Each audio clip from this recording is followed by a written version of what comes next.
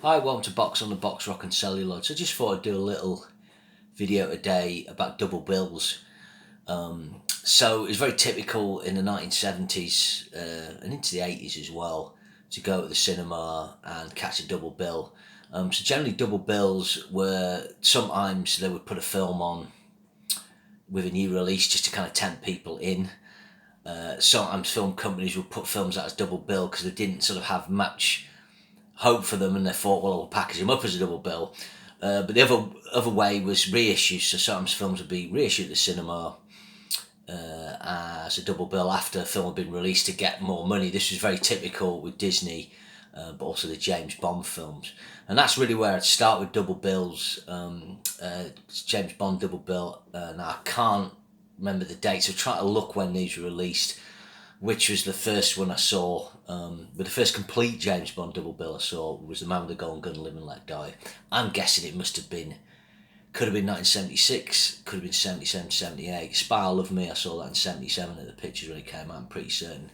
So I have a feeling it would have been before that. But it's just hard to know now, because I've never kept like diaries or anything like that. But they're great. That was a great double bill. Still two of my favourite Bonds.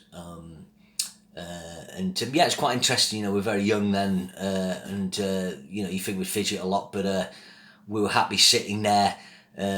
You know, and then half time the Cura lady had come round. I remember the pictures. It was like 90p or something when I, you know, was old enough to pay. You know, not a child's price. God knows how cheap it was, but they're so unsophisticated. You typically had lobby cards, lobby photos promoting the film. If you went outside, you know, the poster for the film with photographic stills from the film in black and white publicity photos. You go in, there'll be a lady usually at the front desk, just one person. Your ticket would be like a raffle ticket. They'd sell Cura, chalk ices, cornettos. Go in, maybe another lady to show you in.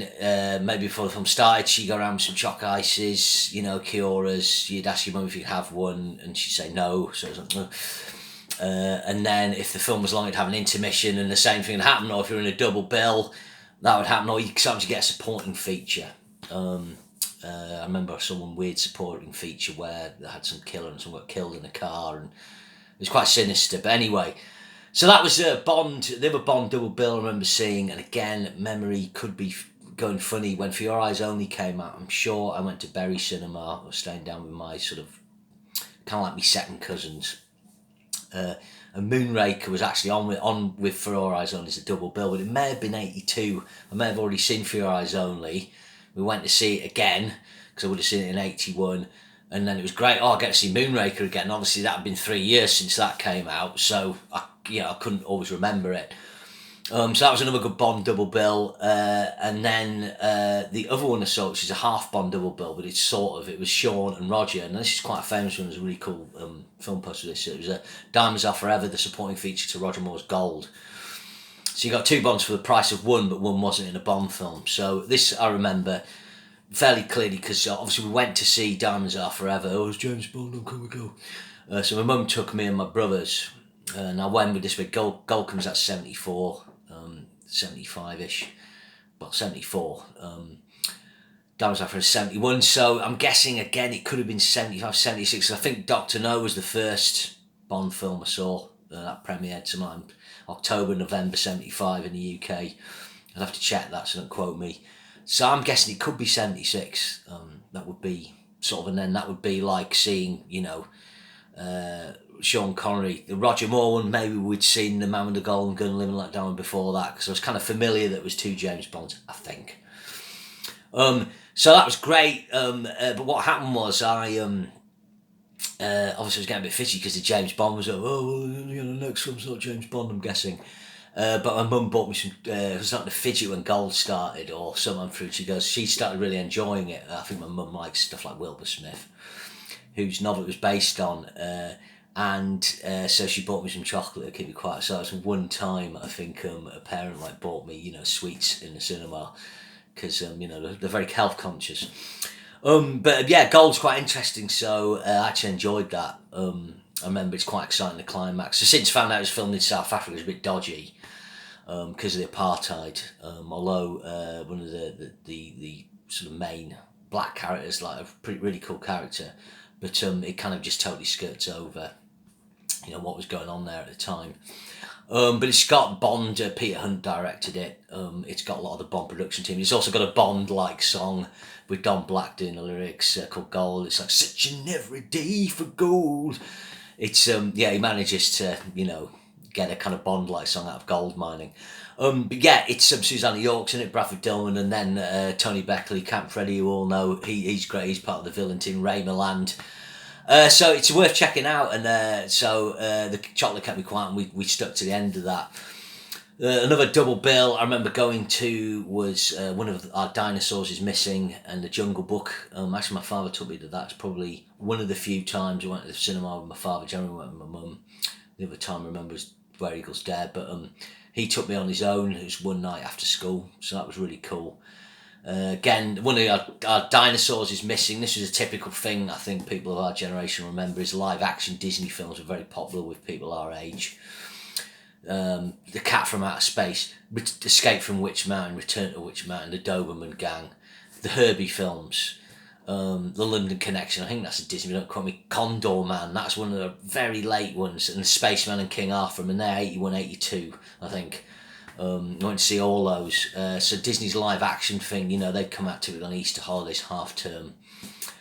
So one of Our Dinosaurs Is Missing, which is kind of British made, had some Carry On casting and Peter Houston off. As part of that cycle, obviously Jungle Book was an animated classic, and we saw all those. Maybe I saw some other animated doubles, but I can't remember now.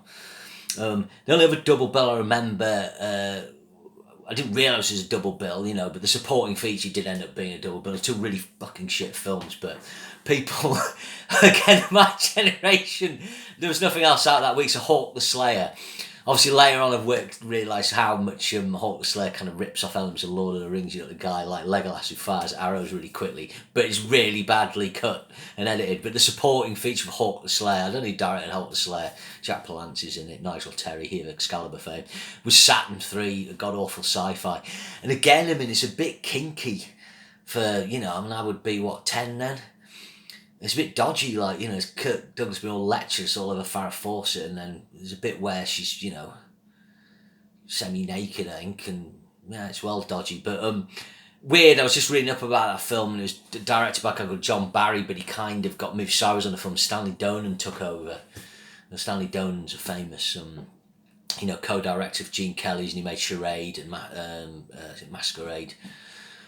Maybe I've got the wrong title there. Apologies. The Gregory Peck film, and obviously the Cary Grant, Audrey Hepburn. Really, really good filmmaker. But it was Loot Grade money, and it was the same year as Raise the Titanic. So not a good year for Loot Grade. But it had a lot of problems. It was quite expensive, and Harvey Keitel got dubbed. But yeah, that was like a strange double bill. So that's like my little potted history of double bills. People, a few people who check these out will remember other ones, and I'll probably remember some of the same that I've been to. Later on in life, I would go to kind of art house cinema, so with double bills, so Godfather 1 and 2, was one of Alien and Aliens 2. There's one time I went to the cinema because Die Hard 2 was coming out, and I had Die Hard 1 on before it was a double bill. That was at the Warner Cinema in Newcastle. So I went down and it sold out, so I went to see Total Recall again, which is a bit sad because I was kind of sat on my own and amongst a load of couples.